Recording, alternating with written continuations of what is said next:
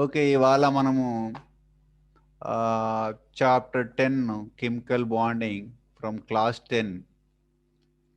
ఈ class 10లో chapter 10 chemical bonding అనేది very very very important.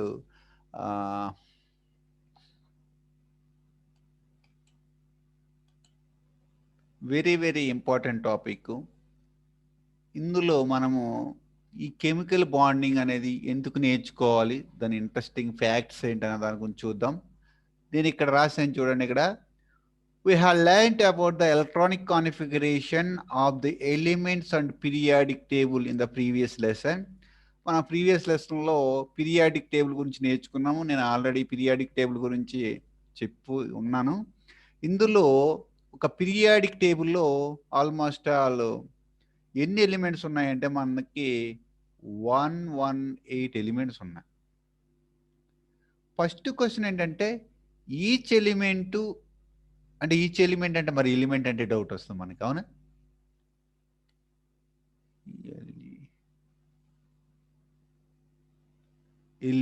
Element అంటే ఇప్పుడు హైడ్రోజన్ తీసుకున్నాం అనుకో, ఇస్ ఎన్ ఎలిమెంట్. మనము సింబాలిక్గా మనము హెచ్తో రిప్రజెంట్ చేస్తాం. మరి సోడియం తీసుకున్నాం అనుకో, సోడియంని ఎలా రిప్రజెంట్ చేస్తాం? ఎన్ఏ, అవునా? సో అలాగే ఆక్సిజన్ తీసుకున్నాం అనుకో, ఓ. కానీ ఓ అంటామా మన దాన్ని? O2 అంటాం. ఇక్కడ O2 అనేది ఆక్సిజన్, O2 అనేది ఒక ఎలిమెంట్. మళ్ళీ H2O ఉందనుకో, వాటర్ని ఏమంటాం మళ్ళీ మనము? మాలిక్యూల్ అంటాం. ఏమంటాం మనం? మాలిక్యూల్ అంటాం. ఇందులో ఆక్సిజన్ ఉంది, హైడ్రోజన్ ఉంది. ఆక్సిజన్కి వచ్చేటప్పటికి మనం ఎలిమెంట్ అంటాం, హైడ్రోజన్కి వచ్చేటప్పటికి ఎలిమెంట్ అంటాం. H2O వచ్చేటప్పటికి ఈజ్ ఏ మాలిక్యూల్, ఇదేమిటిది? ఒక కాంపౌండ్ అంటాం. ఇందులో ఇవన్నీ మనకు బాగా తెలియాలి. మన దగ్గర ఎన్ని ఎలిమెంట్స్ ఉన్నాయంటే పీరియాడిక్ టేబుల్లో 115 ఎలిమెంట్స్ నియర్లీ ఉన్నాయి. మరి అన్ని ఎలిమెంట్స్ ఇండివిజువల్గా మనకు దొరుకుతున్నాయా? అన్ని ఇండివిజువల్గా దొరుకుతున్నాయా? దొరకట్లేదు. ఎందుకని? ఇక్కడ చూడండి, మన దగ్గర ఎన్ని ఎలిమెంట్స్ ఉన్నా చూడండి, ఇవన్నీ elements. Hydrogen, lithium, sodium, potassium, rubidium, caesium, francium, beryllium, boron, carbon, nitrogen, ఇవన్నీ ఎలిమెంట్సే. మరి అన్ని ఎలిమెంట్స్ ఆటమ్స్లా ఉంటున్నాయా? ఆటమ్స్లా ఉంటున్నాయా? లేకపోతే కొన్ని ఎలిమెంట్సే ఆటమ్స్ కింద ఉంటున్నాయా? ఆటమ్సే మాలిక్యూల్స్ కింద ఉంటున్నాయా?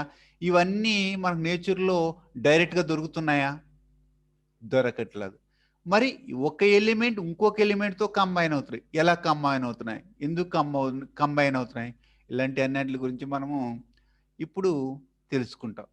ఇందులో ఫస్ట్ క్వశ్చన్ నేను ఆల్రెడీ చెప్పాను. How do they usually exist? అవి ఎలిమెంట్స్ కింద ఎగ్జిస్ట్ అవుతున్నాయా? ఆటమ్స్ కింద ఎగ్జిస్ట్ అవుతున్నాయా? మాలిక్యూల్స్ కింద ఎగ్జిస్ట్ అవుతున్నాయా?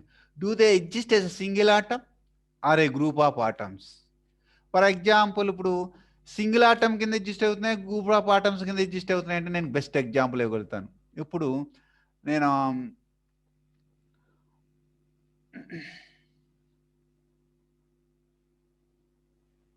ఓకే, ఇప్పుడు హైడ్రోజన్ ఉంది. హైడ్రోజన్ మనకి H2O కింద దొరుకుతుంది, అంటే 2 ఆటమ్స్ మిక్స్ అయ్యి దొరుకుతుంది. ఇప్పుడు నైట్రోజన్ మనకి అట్మాస్ఫియర్లో నైట్రోజన్ ఉంది, N2 కింద దొరుకుతుంది, అంటే గ్రూప్ ఆఫ్ ఆటమ్స్ కింద దొరుకుతున్నాయి. ఇప్పుడు నాకు మెగ్నీషియం కావాలి. Mg అంటే ఏంటి? మెగ్నీషియం. కానీ మెగ్నీషియం నీకు డైరెక్ట్గా దొరకదు, ఎక్కడో మెగ్నీషియం ఆక్సైడ్ కింద దొరుకుతుంది. ఎందుకని సపరేట్గా దొరకట్లేదు?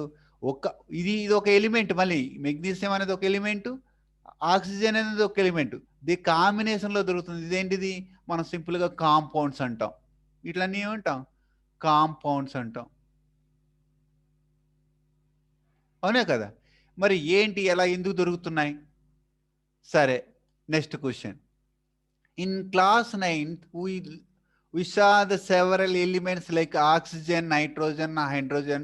There are diatomic molecules. నేను ఆల్రెడీ చెప్పేశాను, హైడ్రోజన్ అంటే నీకు ఎలా దొరుకుతుందని చెప్పాను. ఎలా దొరుకుతుందని చెప్పాను? H2 కింద దొరుకుతుంది, అంటే డై ఆటామిక్ మాలిక్యూల్స్. మళ్ళీ ఆక్సిజన్ తీసుకుంటే ఓటీ కింద దొరుకుతుంది. అలాగే నైట్రోజన్ తీసుకుంటే N2. వీటిలన్నిటిలో ఏమంటాం? Diatomic molecules. ఇవి ఏ క్లాస్లో నేర్చుకున్నాం మనము? In class 9th we saw the several elements like oxygen, nitrogen and hydrogen exist as diatomic molecules. What is the force that holds together to consist atoms together in the molecules? మరి ఒక hydrogen ఇంకొక hydrogen తోటి ఈ రెండు combine అవుతున్నాయి. ఎలా combine అవుతున్నాయి? ఈ రెండు ఎలా హోల్డ్ అయి ఉంటున్నాయి? ఒకదాంతో ఒకటి ఎలా కలిసి ఉంటున్నాయి? ఇవన్నీ మనము ఈ క్లాస్లో డిస్కస్ చేస్తాం. Now coming to the next point. There are elements which exist as an atom? మళ్ళీ ఇదొక క్వశ్చన్. ఏంటిది? ఒక్క ఆటమే ఎలిమెంట్ కింద ఏమైనా ఉంటున్నాయి? ఇప్పుడు నేను ఫర్ ఎగ్జాంపుల్ ఇందాక ఏం చెప్పాను? హైడ్రోజన్ అయితే ఒక ఆటం కింద ఉంటుంది, H2 కింద ఉంటుంది. అంటే ఒక హైడ్రోజన్ ఆటము ఇంకొక హైడ్రోజన్ ఆటము కంబైన్ అవుతున్నాయి. అలాగే ఆక్సిజన్ డైరెక్ట్గా నీకు ఒక ఆటము ఎలిమెంట్ కింద దొరకట్లా, ఒక ఆటము ఇంకొక ఆటము మిక్స్ అవుతున్నాయి, డబుల్ బాండ్ ఫామ్ చేసుకుని నీకు O2 కింద కనపడుతున్నాయి. అలాగే నైట్రోజన్ తీసుకుంటే నైట్రోజన్ తీసుకున్నాం అనుకో, నువ్వు నైట్రోజన్ ట్రిపుల్ బాండ్ ఫామ్ చేసుకుంటున్నాయి. ఇవన్నీ మనం డిస్కస్ చేస్తే మామూలుగా చెప్తున్నాను. అంటే ఆటం కాంబైన్ అయ్యి నీకు మాలిక్యూల్స్ ఫామ్ అవుతున్నాయి. అవునా? మరి కొన్ని ఆటమ్స్ అన్నా మాలిక్యూల్స్ అన్నా అయ్యాయి. ఫర్ ఎగ్జాంపుల్ ఇక్కడ నీకు పీరియాడిక్ టేబుల్ లాస్ట్లో ఉంది చూడండి, ఇక్కడ helium, neon, argon, krypton, xenon and radon. ఇక 1 2 3 4 5 6 ఈ 6 ఎలిమెంట్స్ అవే ఆటమ్స్, అవే మాలిక్యూల్స్, ఇంకా దాంతో కంబైన్ ఉండదు. ఇప్పుడు హీలియం గ్యాస్ తీసుకున్నాం అనుకో, ఒకే ఒక ఆటం ఎలా కంబైన్లో నుండి అవి గ్యాస్ కింద ఉంటుంది అనమాట. ఇంకా ఒక గ్యాస్ కింద అలాగే ఉంటుంది. ఇది ఒక్కో చుక్క అంటే ఇక్కడ ఒక్కో చుక్క అంటే ఒక్కొక్క హీలియం ఆటం అన్నదే మాలిక్యూల్ని. ఎందుకని ఇవి సెపరేట్గా ఉంటున్నాయి? ఇవి హీలియం వచ్చి హైడ్రోజన్తో రియాక్ట్ కాదు, హీలియం వచ్చి ఏ బోరాన్ తోటో ఏ కార్బన్ తోటి, ఇక్కడ కార్బన్ కనపడుతుంది కదా, ఇక్కడ నైట్రోజన్ తోటో లేకపోతే ఇక్కడ ఉన్న గ్యాలియం తోటో జింక్ తోటో నికిల్ తోటో కంబైన్ కావట్లా. ఎందుకు కంబైన్ కావట్లేదు? వీటన్నిటి గురించి మనము ఈ లెసన్లో డిస్కస్ చేసుకుని మనం పూర్తిగా తెలుసుకుంటాం. Now coming to the next point. Why do some elements or compounds react విగారస్లీ?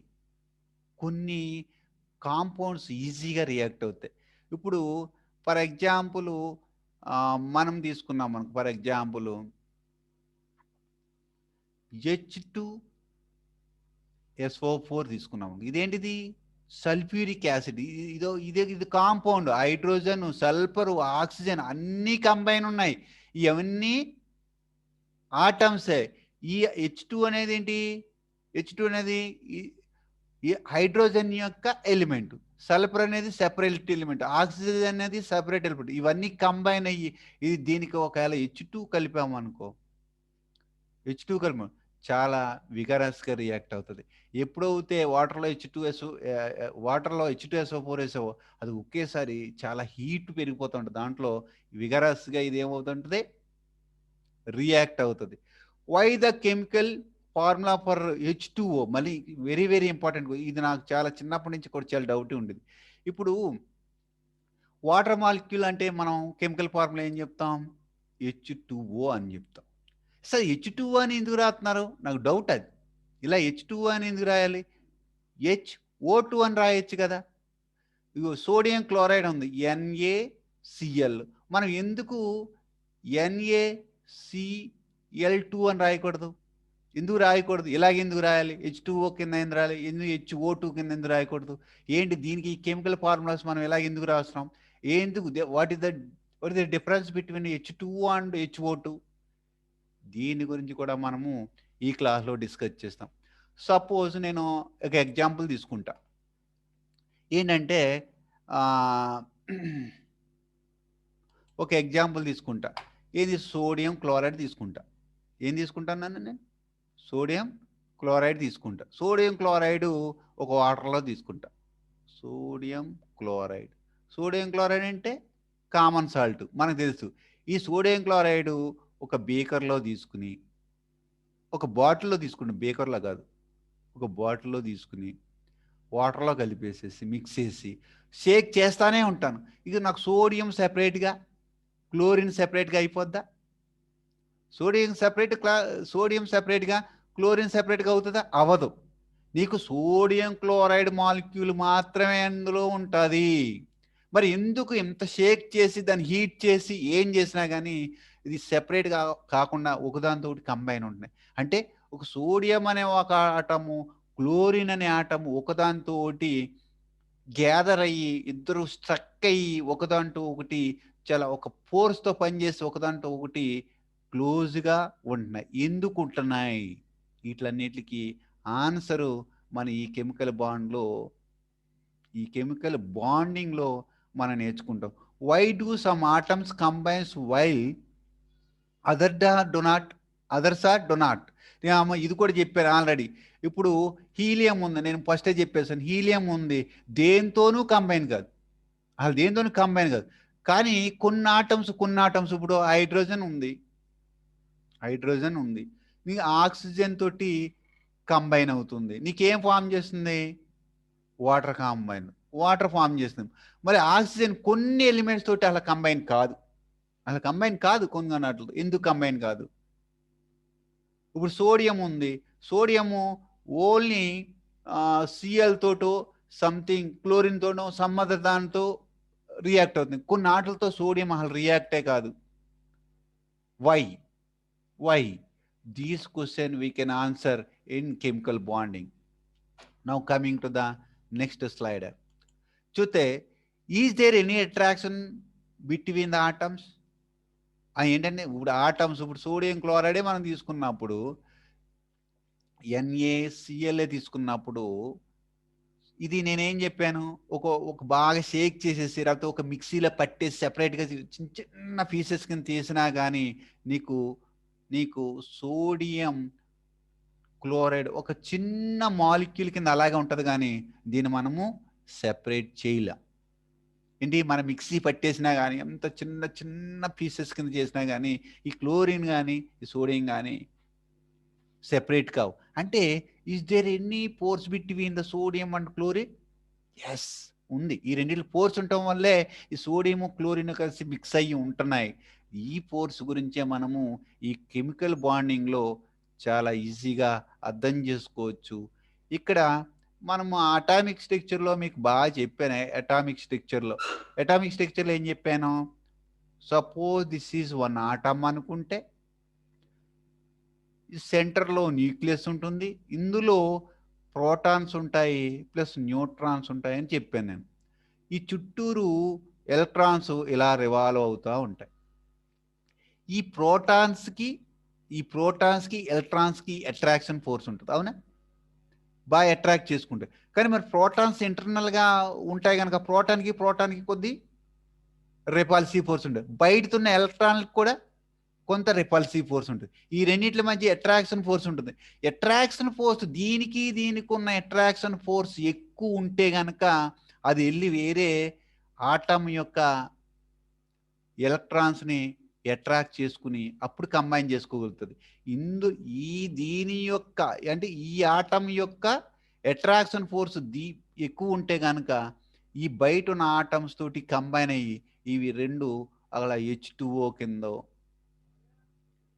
Sodium chloride కిందో form అవుతూ ఉంటాయి అన్నమాట. అంటే దీని యొక్క అట్రాక్షన్ ఫోర్సు కలిసి ఈ రెండింటిని ఏం చేస్తాయి? కంబైన్ చేస్తాయి అన్నమాట. రాకపోతే అవి కంబైన్ చేసుకోలేదు. మరి కంబైన్ చేసుకోవాలి అంతా బాగానే ఉంది. ఇప్పుడు ఇదేమో సెంటరు, ఇదేమో న్యూక్లియస్, ఇదేమో స్పేస్ ఉంటుందని చెప్పాను. ఇప్పుడు ఇందులో ఎలక్ట్రాన్స్ ఇలా గిర్రం తిరుగుతూ ఉంటాయి. మరి అన్ని ఎలక్ట్రాన్స్ వచ్చి వేరే ఆటంలో ఉన్న ఎలక్ట్రాన్స్తో పార్టిసిపేట్ చేస్తాయా? ఇప్పుడు ఇక్కడ ఇది ప్రోటాన్, ఇది ఇక్కడ ప్రోటాన్స్ ఉంటాయి సెంటర్లో. ఈ ప్రోటాన్స్ ఏం చేస్తాయి? ఇందులో ఉన్న ఎలక్ట్రాన్స్ని అట్రాక్ట్ చేసుకుంటాయి. అట్రాక్ట్ చేసుకున్నప్పుడు లోన ఉన్న సెల్లో ఉన్న ఎలక్ట్రాన్స్ దీంతో కంబైన్ అవుతున్నాయా, లేకపోతే అవుటర్ మోస్ట్ సెల్లో ఉన్న ఎలక్ట్రాన్స్ కంబైన్ అవుతున్నాయి? ఇది కూడా క్వశ్చన్. ఎందుకంటే ఈ లోన్ సెల్లో ఉన్న ఎలక్ట్రాన్స్ అన్నీ దీనికి దగ్గరగా ఉంటాయి కనుక ఇవి ఏం చేయలేవు. అవుటర్ మోస్ట్ సెల్లో ఉన్న ఎలక్ట్రాన్స్ లూజ్లీ ప్యాక్డ్ అనమాట. దీనికి అట్రాక్షన్ ఫోర్స్ తక్కువ ఉండటం వల్ల ఇందులో ఉన్న ఈ ఎలక్ట్రాన్స్ని ఇది అట్రాక్ట్ చేసుకుంటుంది.